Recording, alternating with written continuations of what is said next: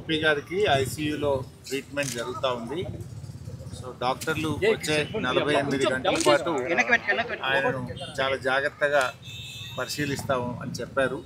So దేవుడి దయ వల్ల అంతా బాగా జరుగుతుంది. వారు మంచిగా తిరిగి మళ్ళీ ప్రజా జీవితంలో యాక్టివ్గా ఉంటారనే నమ్మకం ఉంది. రైట్ నౌ మరి అందరు సీనియర్ డాక్టర్ల పర్యవేక్షణలో వారికి పూర్తి స్థాయిలో వైద్యాన్ని డాక్టర్లు అందిస్తూ ఉన్నారు. ఓపీ గారికి ఐసీయూలో ట్రీట్మెంట్ జరుగుతూ ఉంది. సో డాక్టర్లు వచ్చే 48 గంటల పాటు ఆయనను చాలా జాగ్రత్తగా పరిశీలిస్తాము అని చెప్పారు.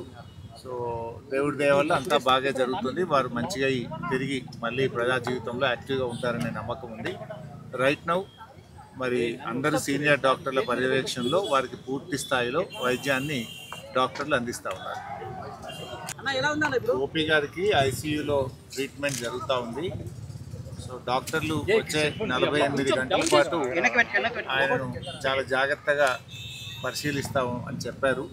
సో దేవుడి దయ వల్ల అంతా బాగా జరుగుతుంది. వారు మంచిగా తిరిగి మళ్ళీ ప్రజా జీవితంలో యాక్టివ్గా ఉంటారనే నమ్మకం ఉంది. రైట్ నౌ మరి అందరు సీనియర్ డాక్టర్ల పర్యవేక్షణలో వారికి పూర్తి స్థాయిలో వైద్యాన్ని డాక్టర్లు అందిస్తూ ఉన్నారు. ఓపీ గారికి ఐసీయూలో ట్రీట్మెంట్ జరుగుతూ ఉంది.